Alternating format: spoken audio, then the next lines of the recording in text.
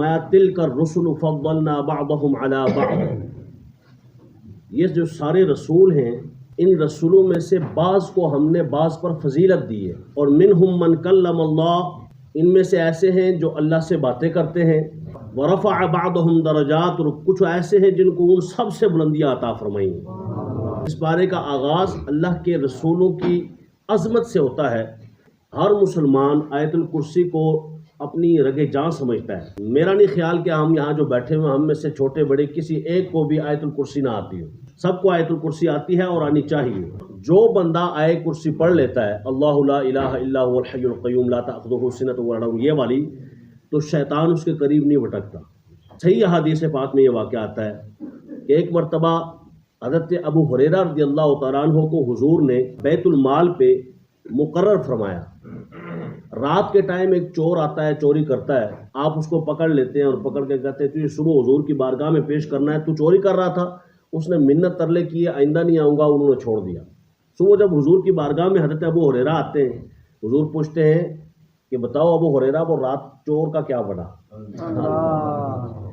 تو حضرت ابو ہریرہ رضی اللہ تعالیٰ فرماتے ہیں یا رسول اللہ وہ تو منتیں کر رہا تھا تو میں نے چھوڑ دیا۔ کہا اچھا آئندہ پھر آئے گا، چھوڑنا نہیں۔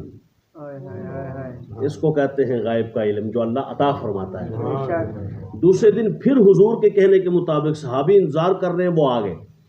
جب وہ آیا پھر پکڑ لیا، پھر پکڑا تو اس نے پھر منتیں ترلے شروع کر دیے، اب تو پکی بات ہے، بالکل پکی ٹھکی، آئندہ تو آؤں گا ہی نہیں۔ انہوں نے پھر ترس کھایا اور چھوڑ دیا۔ صبح حضور کی بارگاہ میں آئے، حضور پھر مسکرائے، فرمایا پھر رات کو چھوڑ دیا؟ کہا جی یا رسول اللہ وہ منتیں ہی اتنی کر رہا تھا، آئندہ نہیں آؤں گا، تو مجھے پھر رحم آ گیا، میں نے اسے چھوڑ ہی دیا۔ اچھا ابھی پھر آئے گا، اب نہیں چھوڑنا۔ تیسری رات پھر وہ آیا، پھر حضرت ابو ہریرہ نے اسے پکڑا اور کہا اب تو بالکل نہیں چھوڑنا، کیونکہ حضور نے فرمایا تھا اب نہیں چھوڑنا، پھر آئے گا۔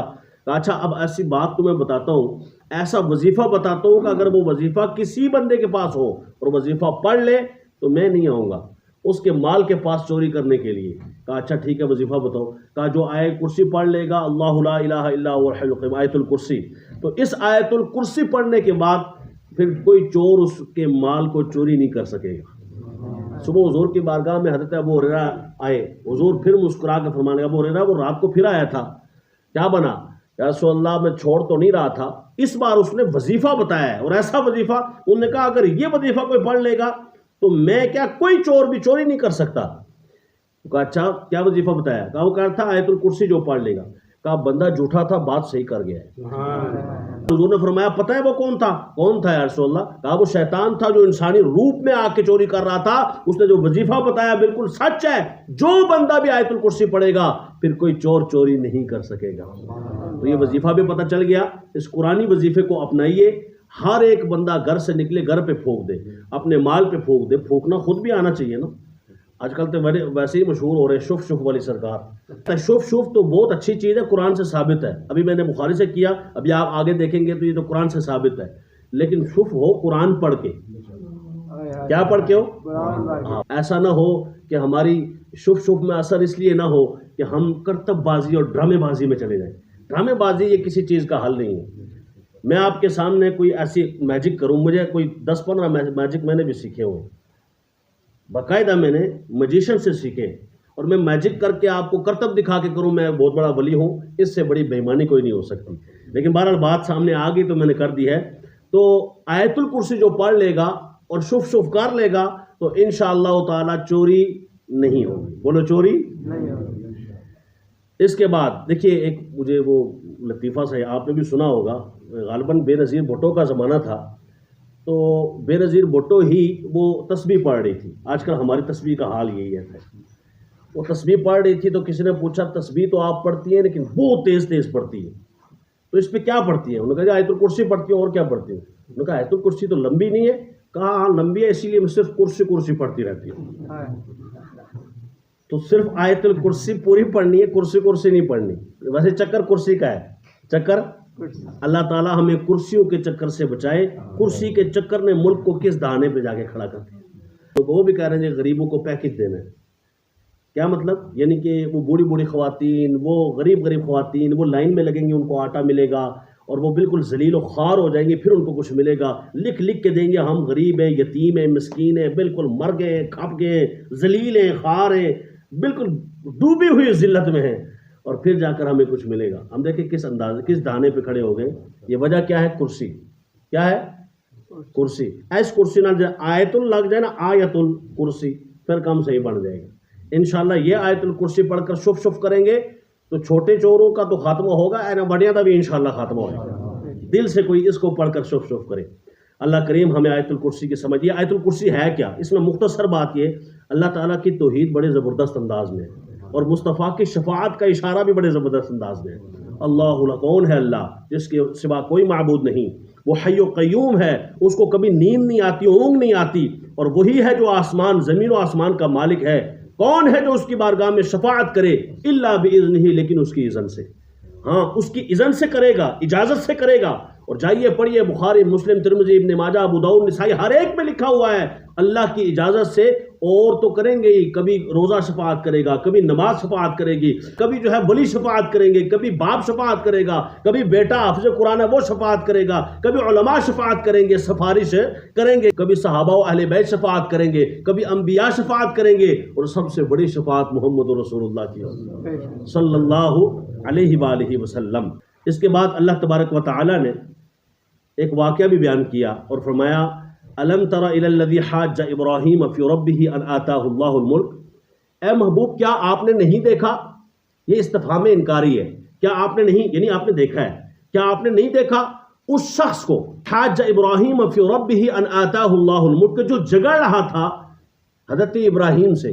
कौन झगड़ रहा था? नमरूद। क्यों झगड़ रहा था? अन आताहुल्लाहुल मुल्क, क्या उनको मुल्क मिल गया, बादशाही मिल गई। आज भी झगड़े इसी तरह के रह रहे होते हैं ना, उसको बादशाही मिल गई, हुकूमत मिल गई, वजारत मिल गई, ये मिल गई, वो मिल गई, और मुझे ये शोहरत नहीं मिली, मुझे ये इज्जत नहीं मिली, मुझे ये वक़ार नहीं मिला, मुझे यूँ नहीं मिला, मुझे यूँ नहीं मिला। इज़ क़ाल इब्राहीम रब्बी अल्लज़ी युह्यी व युमीत क़ाल अना उह्यी व उमीत। हज़रत इब्राहीम अलैहिस्सलाम ने जब ये देखा तो फरमाया, अच्छा तू क्या कह रहा है? कहा जी मैं रब हूँ, तुम्हारा कौन सा रब है? अगर तुम कहते हो कि मैं रब हूँ तो इज़ क़ाल इब्राहीम रब्बी अल्लज़ी युह्यी व युमीत, तो मेरा रब वो है जो मारता भी है और जिंदा भी करता है। अना उह्यी व उमीत, हाँ मैं भी मारता हूँ और जिंदा करता हूँ। और उसने कहा, ऐ इब्राहिम देखो, इसको परसों सजाए मौत है, मैं इसको आज़ाद करता हूँ, जा तू आज़ाद है। एक बंदा मरने वाला था, मैंने उसे जिंदा कर दिया। एक और था, कहा ये बेगुनाह है, उसको मारा, उसकी गर्दन जुदा कर दी, उसको मार दिया। कहा देखो मैं मारता भी हूँ। आपने फरमाया, क़ाल इब्राहीम फ़इन्नल्लाह यअती बिश्शम्सि मिनल मशरिक़ि फ़अति बिहा मिनल मग़रिबि। फरमाया मेरा रब वो है जो मशरिक़ से सूरज निकालता है, मग़रिब में ग़ुरूब करता है, और अगर तू इस तरह कर सकता है तो करके दिखा। फ़बुहितल्लज़ी कफ़र, का कुफ्र मबहूत हो गया, उसके पास इसका जवाब न था, और आज तक के किसी काफिर के पास इसका जवाब नहीं है। तो पता ये चला कि जब भी बात करें दलील से करनी चाहिए। दलील कितनी पुख्ता थी।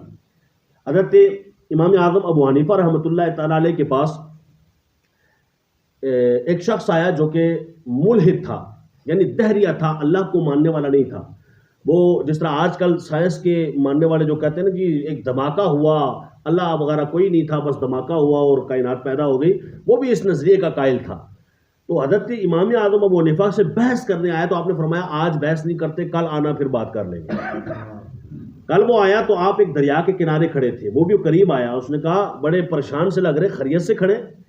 कहा मैं बड़ी परेशानी में हूँ, मैं इधर खड़ा हूँ, ये सामने एक दरख्त मैंने देखा तो वो खुद ब खुद कटा, और खुद ब खुद उसके तख्ते बने, और खुद ब खुद कश्ती बना, जुड़ा एक दूसरे के साथ, फटे जुड़ के सही कश्ती बनी, और खुद ब खुद वो जनाब ये दरिया में चली गई वो कश्ती, और उसके अंदर बंदे बैठे, और वो खुद ब खुद किसी को इधर उतार रही है, किसी को उधर उतार रही है। उसने कहा बस करें बस करें, आप अच्छे भले सियाने समझदार आदमी हैं, कमाल हो गई है, आपको इतना भी पता नहीं है कि खुद ब खुद कैसे कोई कश्ती बन सकती है।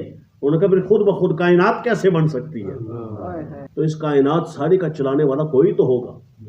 कौन है जो सूरज को निकालता है, फिर गुरूब करता है, फिर निकालता है, फिर गुरूब करता है? उसी को हम अल्लाह कहते हैं।